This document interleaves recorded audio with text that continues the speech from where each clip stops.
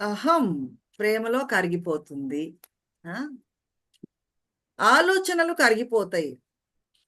కరిగిపోవడం అనేది నొప్పి కలుగజేస్తుంది. దాని గురించి ఇంకొంచెం డీప్‌గా చెప్తున్నారు. భావోద్వేగాలు ఒక తుఫానులాగా వస్తూ ఉంటాయి. దానికోసం మాట్లాడుతున్నారు గురుదేవులు ఇవాళ. ఎప్పటికప్పుడు జీవితంలో ఏవో ఒక ఉద్వేగాలు, భావాలు వెల్లి విరుస్తూనే ఉంటాయి.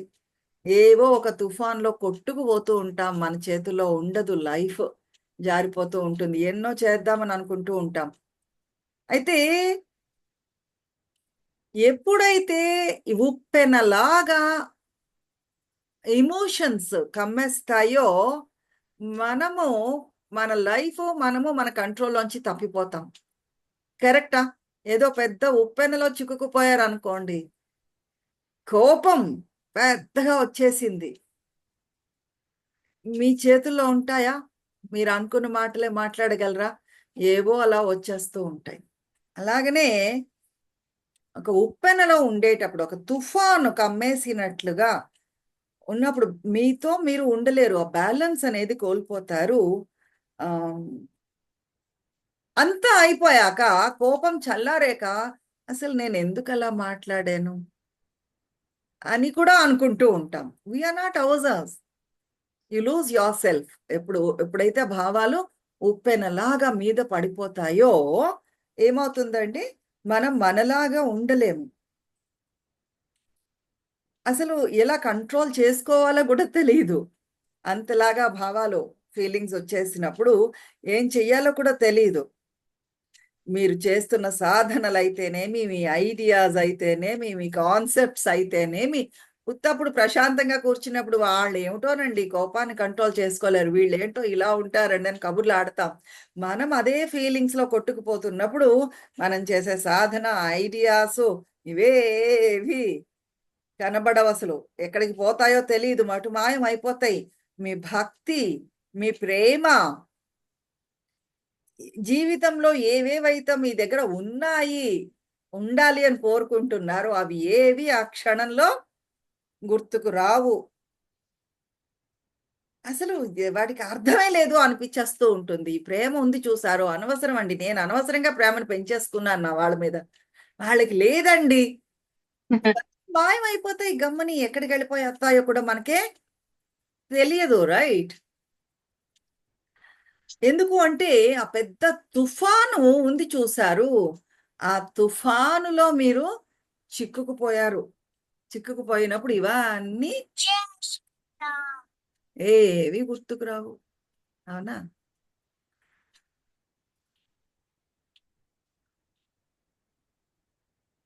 ఆఫ్ బ్యాలెన్స్ అయిపోతూ ఉంటాము.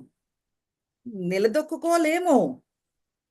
అయితే ఎప్పుడైతే ఆ ప్రభావం పెద్ద తుఫాను ప్రభావంలోకి వెళ్ళిపోయారు. ఎప్పుడైతే అది సబ్సైడ్ అయిందో, తగ్గిందో మళ్ళీ మామూలుగా అవుతూ ఉంటాం. కానీ అప్పుడలా జరిగింది. ఆ క్షణంలో నేనలా ప్రవర్తించాను అన్న జ్ఞాపకం మళ్ళీ డిస్టర్బ్ చేస్తూ ఉంటుంది గమనించండి. ఎప్పుడైనా గుర్తొచ్చిందనుకోండి ఆ ఇన్సిడెంటు. నేనెందుకో అలా బిహేవ్ చేశాను. నేనెందుకసలు అలా అయిపోయానండి. ఆ జ్ఞాపకం మళ్ళీ డిస్టర్బ్ చేస్తూ ఉంటుంది. ఏం చెయ్యాలి? అసలు ఏవి ఆ క్షణంలో మనకి ఉపయోగపడట్లేదే. ఇంత సాధన చేశాము, జ్ఞానం చదువుతున్నాము, ఎన్ని చేసినా ఈ 5 పాయింట్స్ చెప్పుకుంటూనే ఉంటాము. ఆ క్షణంలో ఆ ఉప్పెనలో మునిగిపోయినప్పుడు, భావోద్వేగ ఉప్పెనలో మునిగిపోయినప్పుడు, ఇవి ఏవి మనకి ఉపయోగపడటం లేదు. కళ్ళు మూసుకొని కూర్చొని ధ్యానం చేద్దాము అనుకుంటాము. కానీ మనసు పరిపరి విధాల పోతూ ఉంటుంది. ఒక కొలిమిలో ఉన్నట్లు బర్నింగ్ ఫర్నెస్‌లో మీరున్నట్లుగా భావిస్తూ ఉంటారు. ఆ నిప్పు ఎలా ఆర్పాలో కూడా తెలీదు. కువైట్‌లో నూనె బావులుంటాయి కదా! అవి మంటలంటుకుంటే ఎలా ఉంటుందో, అలా అయిపోతాం మనం కూడా. ఏమవుతుందో తెలీదు. ఎలా కంట్రోల్ చేయాలో తెలీదు. ఎంతలాగా అది చల్లబరచడానికి ఆ ఫీలింగ్స్ ఏవైతే ఉన్నాయో, కోపం కావచ్చు, ఏ ఫీలింగ్స్ అయినా సరే ఉన్నవి, అది ఎంతలా చల్లబరుద్దాము అని ఎంత ప్రయాస పడుతూ ఉంటే ఏమవుతుందండి, ఇంకా ఇంకా ఎగిసి పడుతూ ఉంటుంది. అవునా? పక్కన ఎవరో వస్తారు, పోన్లే ఎందుకు అంత బాధపడతావు, ఊరుకో నువ్వు అని అన్నారనుకోండి, ఎందుకు అంత కోపం, నీకే మంచిది కాదు, అయిందేదో అయిపోయింది వదిలేసాయి అంటే వాళ్ళ మీద కూడా అరవడం మొదలు పెడుతూ ఉంటాం. జరుగుతూ ఉంటుందా లేదా? ఎంత ప్రయాస పడితే అంతలాగా అది ఇంకా ఇంకా మంట పెరిగిపోతూ ఉంటుంది. ఎంత లాగా రెస్ట్లెస్నెస్, అజిటేషను ఇవన్నీ కూడా పెరిగిపోతూ ఉంటాయి. అయితే 2 ఉప్పెనల మధ్య ప్రశాంతమైన వాతావరణం ఉంటుంది చూశారు, అదే మీరు. మీ జీవితంలో ఎన్నిసార్లు ఉప్పెనలు ఎగిసి పడ్డాయి, ఎన్నిసార్లు తుఫాన్లు ఎగిసి పడ్డాయి, ఎంత తొందరగా వస్తున్నాయి మీ లైఫ్‌లో ఆ తుఫాన్లు. ఎంత ఫ్రీక్వెన్సీ ఎక్కువ ఉంటే అంత ప్రశాంతంగా మీరున్నట్లు లెక్క. అంటే ఒక తుఫాన్‌కి, ఇంకో తుఫాన్‌కి మధ్య గ్యాప్ పెరుగుతూ ఉంటే, ఆ గ్యాప్‌లోనే మీరు ప్రశాంతంగా ఉంటున్నారు కదా! అది మీరు ఆ క్షణాల్లో మీరు సంతోషంగా ఉంటారు. మీరు నిలదొక్కుకొని ఉంటారు. మీరు ప్రశాంతంగా ఉంటారు. కామ్‌గా ఉంటారు. ఎప్పుడైతే యాజిటేషను, ఒక స్ట్రాంగ్ రెస్ట్‌లెస్‌నెస్ వచ్చేస్తుంది. నిస్సహాయత ఏమంటారు దాన్ని? విసుగు, చిరాకు ఎక్కువొచ్చేస్తుంది. ఫీవరిష్‌నెస్. శ్వాస భారంగా తీసుకుంటారు. శరీరాన్ని కూడా భరించలేనంత బరువెక్కిపోతుంది. అసలు మనసులో ఆలోచనలేమొస్తున్నాయో కూడా మనకి తెలీదు. ఎరుకలో ఉండము. ఆ స్పృహే ఉండదు. కానీ ఇందాకల మనం చెప్పుకున్నట్లు అంతా అయిపోయాక అసలు నేనిలా ఉండనే, ఎందుకలా బిహేవ్ చేశాను అని కూడా మనం అనుకుంటూ ఉంటాము. ఆ 2 తుఫానుల మధ్య ప్రశాంతత ఉంది చూసారు, అక్కడ మీకొక క్లారిటీ ఉంటుంది. అది మీరు. ఆ ప్రశాంతత, కామ్‌నెస్. అయితే జీవితము అంటే సముద్రమండి. ఒక సముద్రం లాంటిది. సముద్రంలో చూసారు, ఒక కెరటం తర్వాత ఇంకో కెరటం, ఇంకో కెరటం తర్వాత ఇంకో కెరటం వస్తూనే ఉంటాయి. పోతూనే ఉంటాయి. కెరటాలొస్తాయి, ఎగిసి పడతాయి, మళ్ళీ కలిసిపోతూ ఉంటాయి. ఏం చెయ్యాలండి? ఈ కెరటాలొచ్చినప్పుడు, ఆ తుఫాన్‌లో కొట్టుకుపోతున్నప్పుడు ఏం చెయ్యగలం మనం? సుదర్శన క్రియ చేస్తారు. శ్వాస పీల్చడము, వదిలిపెట్టడము చేస్తారు. కాసేపు రిలీఫొస్తుంది. కాస్త రిలీఫొచ్చింది కదా అని నాలెడ్జ్ చదువుదాం అని అనుకుంటారు. లేదు విందాము అని అనుకుంటారు. కానీ, ఆ క్షణాలలో ఆ జ్ఞానం కూడా మన బుర్రలోకెళ్ళదు. ఎందుకు? ఆ తుఫానులో మనసు చిక్కుకుపోయుంది కాబట్టి, లోపలికి ఏమీ వెళ్ళదు. ఇదే సమస్య అండి. బేసిక్ ప్రాబ్లమ్ ఏంటి విశ్వంలో అంటే, ఇంకో ప్రాబ్లమ్ ఏమీ లేదు. ఏమి? ఒక 1000 కారణాలు చెప్పుకుంటారు. మనసు ఫ్రీగా ఉండడానికి. మనసుని, జీవితాన్ని జీవితాన్ని ఫ్రీగా చేసుకోవడానికి. ఎప్పుడు ఈ ఉద్వేగాల నుంచి, తుఫానులో చిక్కుకుపోయి, ఆహ్, తుఫాన్‌కి లోబడిపోయి, ఏ తుఫాను?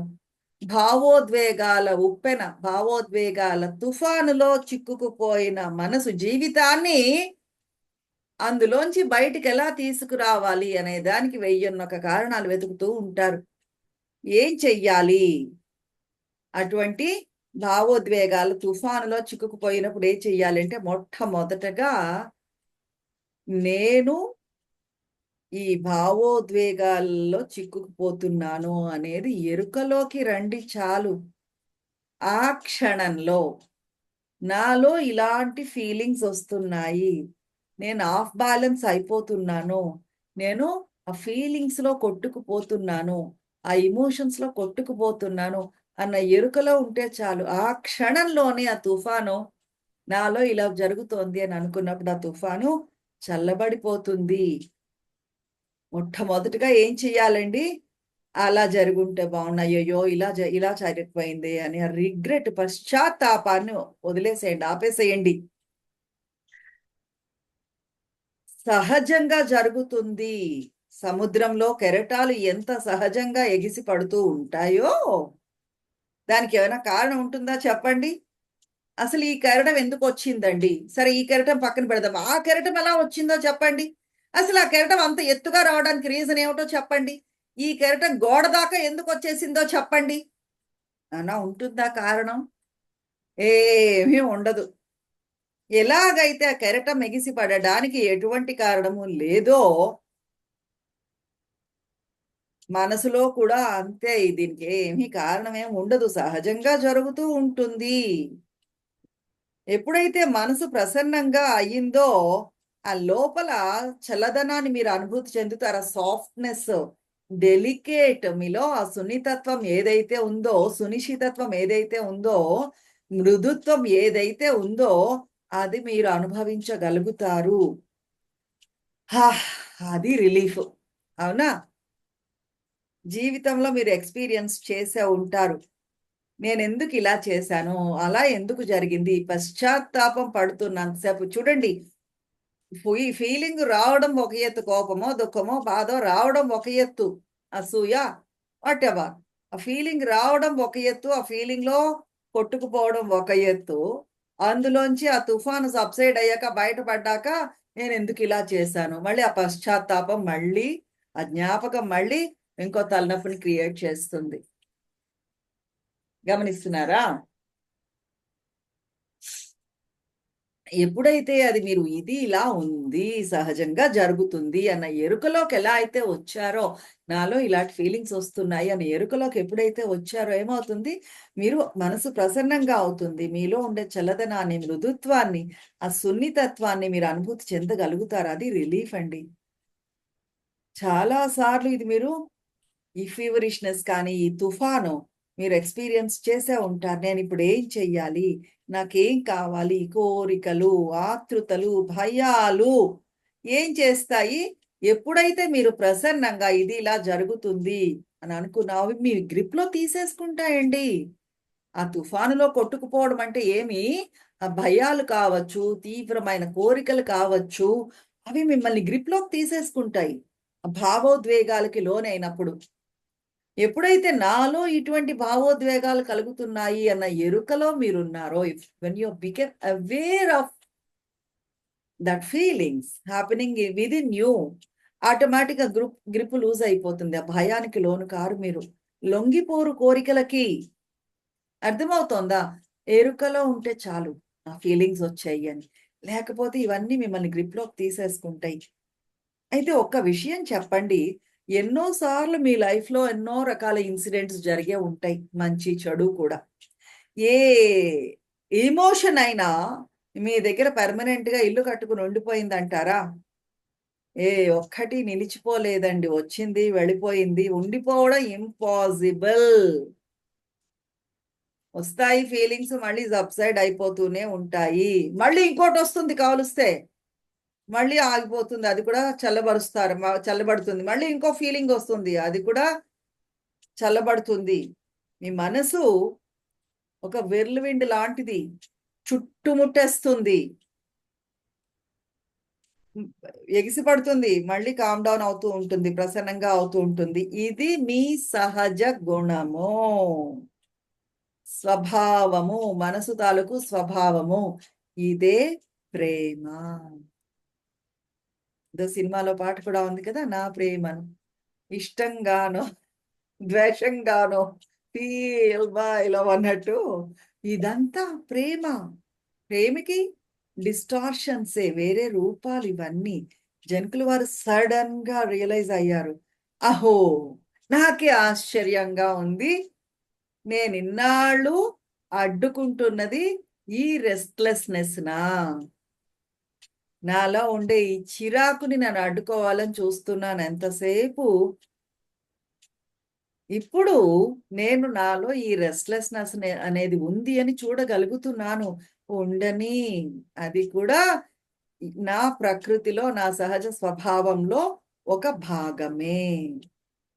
ఈ తుఫాను కూడా ప్రకృతిలో ఒక భాగమే. తుఫాను రాకూడదు అంటే అవుతుందా? రాదు. అవ్వదు. తుఫాన్ని అడ్డుకోవాలి అని అనే ఆలోచన ఆపేసేయండి. ఆ తుఫాన్ని తీసుకోండి, మింగేసేయండి సంపూర్ణంగా. మీ లోపలకి తీసేసుకోండి. అది ఏమీ కాదు అని మీరే గ్రహిస్తారు. అది సృష్టించబడింది ఎందువల్ల? మీ వల్లనే. మీ మనసు వల్లనే. మీ చైతన్యంలోంచి అది సృష్టించబడింది అని ఎప్పుడైతే మీరు తీసుకున్నారో, అప్పుడు మీరు స్థిరంగా స్థిమిత పడగలరండి. అందువల్ల సాధన, ధ్యానము ఖచ్చితంగా చేసి తీరాలి. అది కారణం. అర్థమవుతోంది. మిమ్మల్ని మీరు స్థిమిత పరుచుకోవడానికి ఇది తుఫాను కూడా ప్రకృతిలో ఒక భాగమే. ఈ భావోద్వేగాలు మనసులో చైతన్యంలోంచి వస్తున్నవే అని దాన్నెలా తీసుకోమన్నారు? మళ్ళీ టోటాలిటీ సంపూర్ణంగా దాన్ని తీసేసుకోండి. దాన్ని అడ్డుకోవాలని చూస్తే పెరిగిపోతుంది, రెచ్చిపోతుంది. సాధన చెయ్యాలి. ఆశ్రమం ఉన్నది అందుకే. ఆశ్రమం అనేది ఏమిటి? అక్కడికి వెళ్ళి మనం డీప్ రెస్ట్ తీసుకోగలుగుతాము. అన్ని ప్రయాసలు, శ్రమ అంతా కూడా వదిలేసేయడం. మనసు పెట్టే శ్రమ ఉంది చూసారు, హృదయం పెట్టే శ్రమ ఉంది చూసారు, శరీరం చేసే శ్రమ ఉంది చూసారు. ఇవన్నీ విడిచిపెట్టేసేయడమే ఆ శ్రమ. ఎఫర్ట్‌లెస్‌నెస్, ప్రయాస లేకుండా ఉండడము. మనసు, శరీరము, హృదయము ఏ ప్రయాస లేకుండా శ్రమ. అది ఆశ్రమం అంటే. డీప్ రెస్ట్ మీకు దొరుకుతుంది అక్కడ. అన్ని భయాలు, అభద్రత కూడా వదిలిపెట్టబడతాయి. వదిలేస్తాయి. ఏదో ఒక శక్తి ఉంది. స ఏదో ఒక శక్తి మిమ్మల్ని రక్షిస్తోంది. మిమ్మల్ని it's taking care of you. మిమ్మల్ని భద్రంగా చూసుకుంటోంది అన్న భావన మీకు కలుగుతుంది. ఎంతమందికి ఇలా అనిపించింది మన ఆశ్రమంకెళ్ళినప్పుడు? హా! అన్న ఒక రిలీఫ్. ఇంక నన్నెవడు ఏమీ చెయ్యలేడు అన్న కాన్ఫిడెన్సు. హాయిగా అనిపిస్తుంది చూసారు. శ్రమ. నిజానికి ఎవరో ఒకరు మిమ్మల్ని భద్రంగా చూసుకుంటున్నారు అని కాదండి. ఉన్నది ఒక్కటే. ఒకే ఒక్కటి. ఆ విశ్వం మిమ్మల్ని టేక్ కేర్ చేస్తోంది. భద్రంగా చూసుకుంటోంది. మీరు విశ్రాంతిగా ఉండండి. రెస్ట్‌లో ఉండండి. శాంతంగా ఉండండి. ఎక్కడైతే ఆ తుఫాను కూల్ డౌన్ అవుతుందో, ఆ నిప్పు కూడా ఆరిపోతుందో, అక్కడ మీరు భద్రంగా రెస్ట్ తీసుకోండి. మీలో మీరు, మీ చైతన్యంలో, మీ ఆత్మలో మీరు. సముద్రంలో కెరటాలు లేకుండా ఉంటుందా చెప్పండి? అవకాశం ఉందా కెరటాలు లేకుండా సముద్రం ఉండాలి అంటే? అలానే జీవితంలో కూడా ప్రతి సంఘటన వస్తూ ఉంటాయి, వెడుతూ ఉంటాయి. ఎక్కడో ఒక దగ్గర మనకి తగులుతూనే ఉంటాయి. కాకపోతే అవన్నీ పైననే.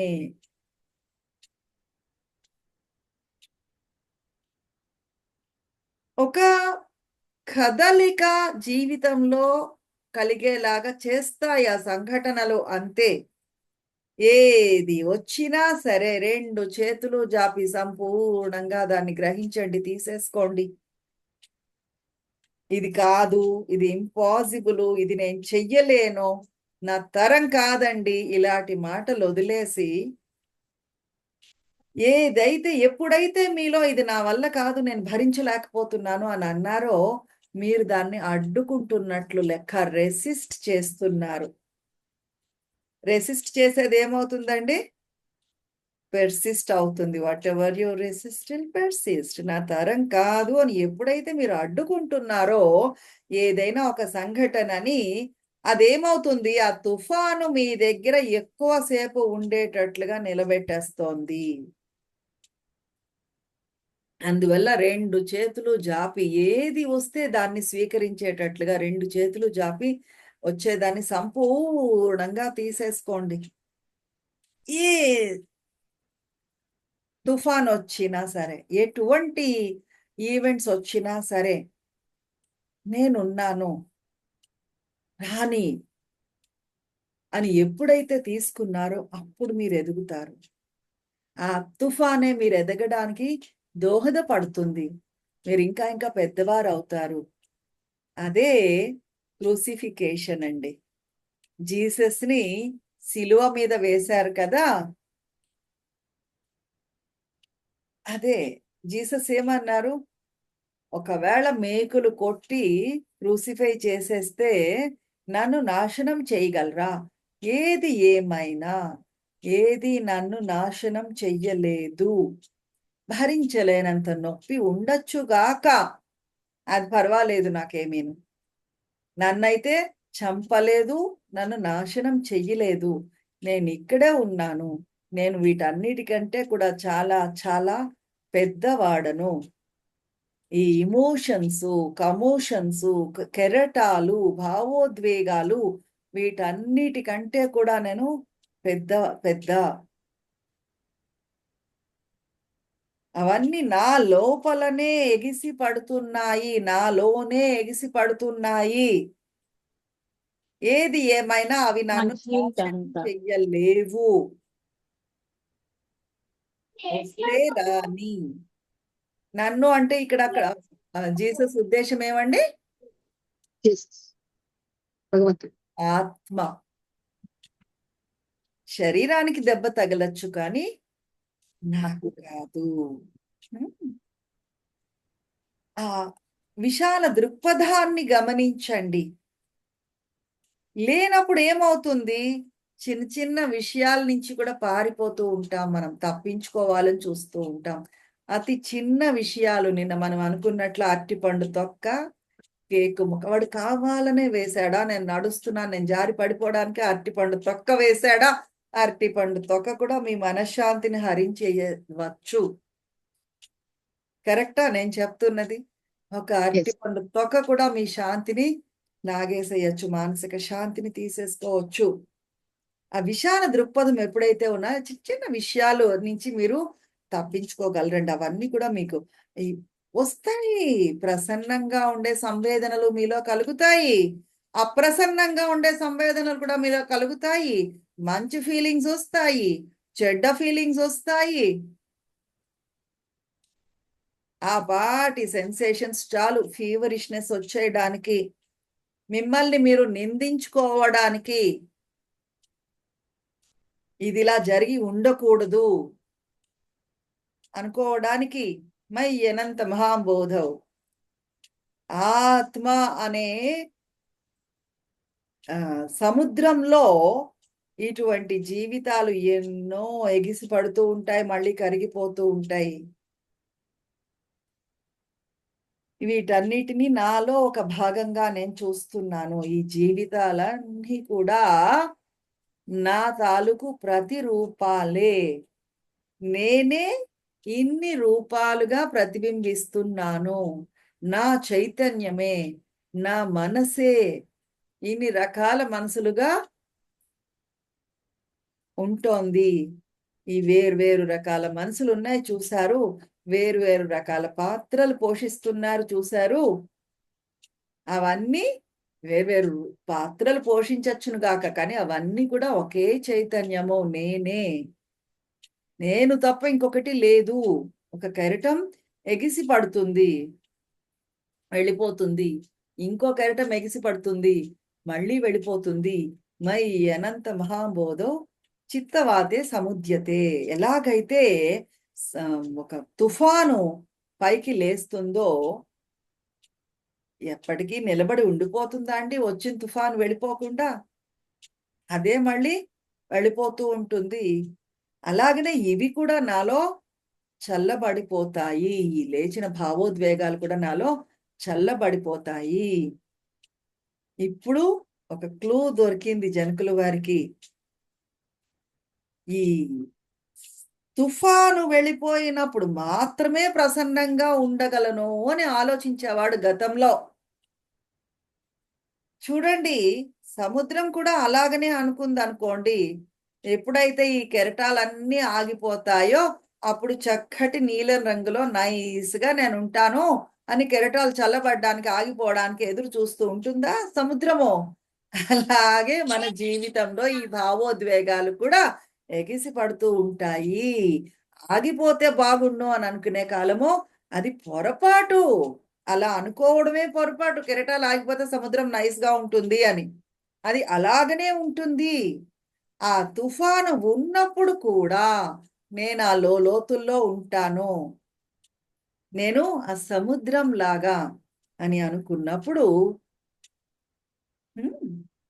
ఈ జీవి ఉన్నాడు చూసారు. ఈ వ్యక్తిత్వం ఉంది చూసారు. ఇది కరిగిపోతుంది. ఎందులో? ఈ కెరటం సముద్రంలో కరిగిపోయినట్లు చూడండి ఇక్కడ ఒక లాజిక్ చెప్తారు గురుదేవులు. సముద్రంలో కెరటాలు లేస్తాయి, మళ్ళీ కరిగిపోతూ ఉంటాయి. చైతన్యంలో కూడా ఒక్కొక్క దగ్గర ఒక్కొక్క రూపంలో వ్యక్తీకరించబడుతుంది. ఎక్స్‌ప్రెషన్ ఆఫ్ ఇక్కడ అరుణలాగా, అక్కడ హేమలాగా, ఇంకొక దగ్గర సంధ్యలాగా ఇన్ని రూపాలు కూడా ఉన్నది మళ్ళీ ఆ చైతన్యంలో కరిగిపోవడానికే. నేను నాలోనే కరిగిపోతాను మళ్ళీ. స్మాల్ మైండ్, ఇండివిడ్యువల్ సెల్ఫ్ జీవాత్మ ఒక వ్యక్తిత్వం లేచింది.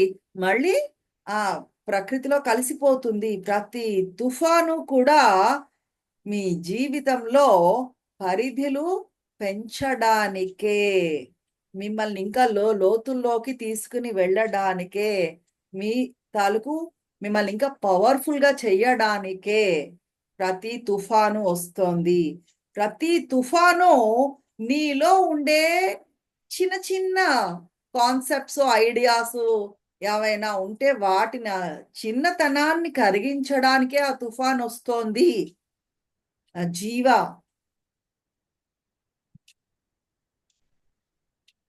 మీరేమనుకుంటూ ఉంటారు? నేను అంటే నా ఇష్టాలు, నా అనిష్టాలు ఆహ్, ఇవే అని అనుకుంటూ ఉంటారు. కానీ ఒక తుఫానొచ్చినప్పుడు ఏమవుతుంది జీవితంలో నచ్చినా, నచ్చకపోయినా కొన్ని పనులు చేసి తీరాల్సిందే. మిమ్మల్నేం చేస్తుంది అది? ఇష్టాల నుంచి, అనిష్టాల నుంచి లాగి పడేస్తుంది. హుద్‌హుద్ తుఫాను గుర్తు చేస్తాను. నార్త్ ఆంధ్రాలో తెలిసినంతగా ఇంకెవరికీ తెలిసుండదు. మామూలుగా కరెంట్ పోతే ఇరిటేషనొచ్చేస్తుంది. ఇన్వర్టర్ కూడా పని చేయకపోతే ఇరిటేషనొచ్చేస్తుంది. ఫోను ఛార్జింగ్ అయిపోతే ఇరిటేషనొచ్చేస్తుంది. హుద్‌హుద్‌లో ఏం చేశామండి? కరెంటు లేదు, నీళ్లు లేవు. చేద పెట్టి తోడుకున్నాము. ఉత్తప్పుడు ఇష్టమున్నా లేక అసలు ఛా! చేద వేసి నీళ్లు తోడడం అంటే నాకిష్టం లేదండి. అబ్బా! ఇన్వర్టర్ లేకపోతే చిరాకండి. కరెంటు లేకపోతే చిరాకండి అని అనేటివాళ్ళు కాస్త ఆ హుద్‌హుద్ తుఫానొచ్చినప్పుడు ఏం చేశాము? నాకు వంకాయ మెంతి కారం పెట్టిన కూరుంటేనే తింటాము. క్వెషనుందా? కూరలే దొరకలేదు. ఐ టెల్ యూ ఎక్కడో చెట్లు పడిపోతే బొప్పాస్కాయలు కోసుకొచ్చి పచ్చడి చేసుకొని తిన్నాం. నాతో పాటు ఇంకో 10 మంది మా ఇంట్లో. బొప్పాస్కాయ పచ్చడి అక్కడ కనుగొన్నాను నేను. ఛా! బొప్పాస్కాయ క్వెషన్ లేదు. ఇష్టాలు, అనిష్టాలు ఇవన్నిటి నుంచి కూడా మిమ్మల్ని లాగి పడేస్తుంది. ఇదే జరిగింది. అది అలా జరుగుతుంది. ఒక విషయం తెలుసుకోండి. ప్రతి తుఫాను కూడా మీకొక బ్లెస్సింగ్, ఒక ఆశీర్వచనం. మిమ్మల్ని ఆ చిన్నతనం, చిన్న చిన్న ఆలోచనలు, ఐడియాస్ ఉంటే కట్ చేసేస్తుంది. నాశనం చేసేస్తుంది. సర్వనాశనం ఫినిష్ చేసేస్తుంది. ఏడుస్తారు. అయితే నాకే ఎందుకిలా జరిగింది అని ఏడుస్తారు. అర్రెరెరెరే! టికెట్ బుక్ చేసుకున్నానండి. నాగపూర్ ఎళ్ళిపోదామని, ముంబై ఎళ్ళిపోదామని అనవసరంగా హుహుకి దొరికిపోయానండి అని మీరు అనుకోవచ్చు. కానీ అది రాసిపెట్టుంటే తప్పదు. చిక్కుకుపోతారు. ఆ హుదహుదులో కరెంట్ లేక, తిండి లేక, నీళ్లు లేక, నీళ్లు తోడుకుంటూ నానా పాటలు పడేలాగా రాసిపెట్టుంటే అది పడాల్సిందే. కాపోతే ఈ కాన్సెప్ట్స్ ఏడుస్తూ ఉంటారు.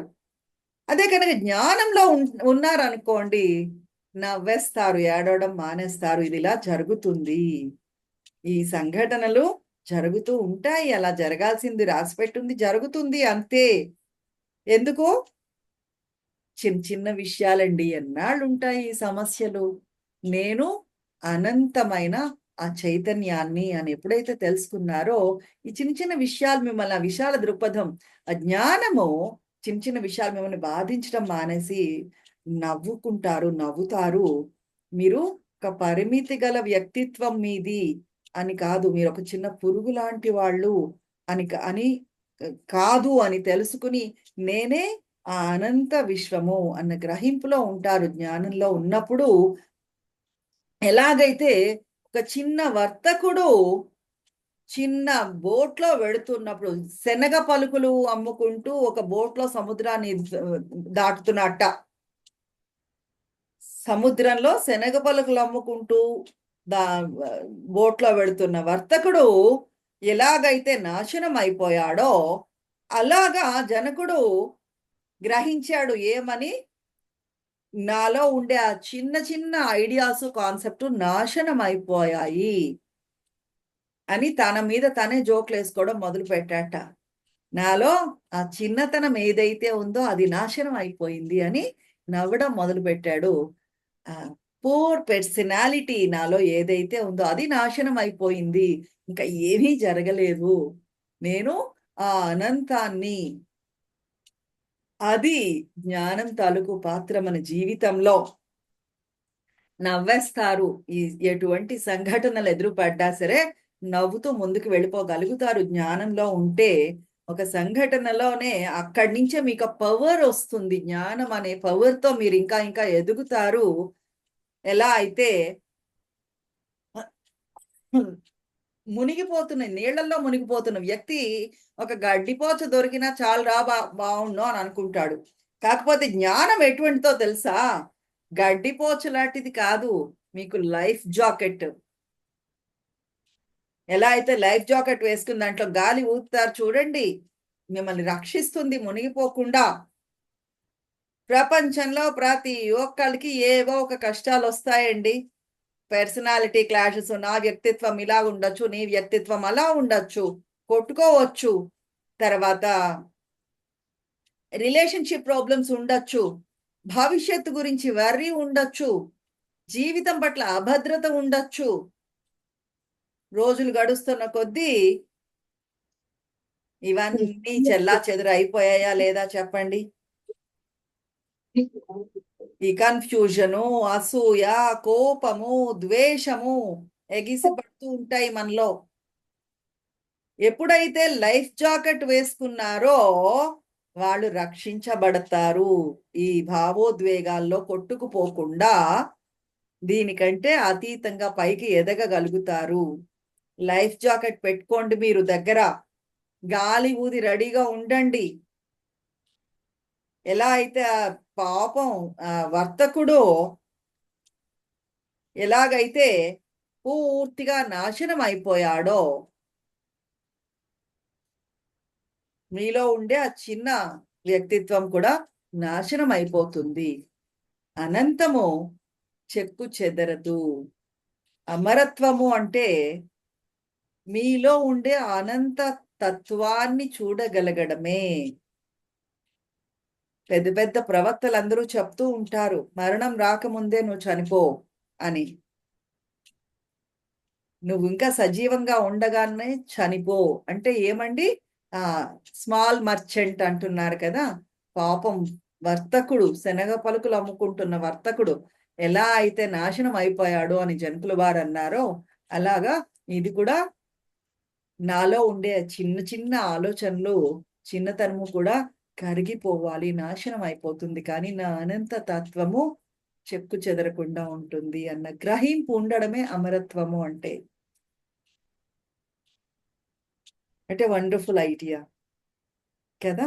అనంతం అని నా తత్వము, ఇవన్నీ సర్ఫేస్ పైన ఉండేవే. ఈ సంఘటనలు కావచ్చు, భావోద్వేగాలు కావచ్చు, పైనే అని తెలుసుకోగలగడమే అమరత్వం అట.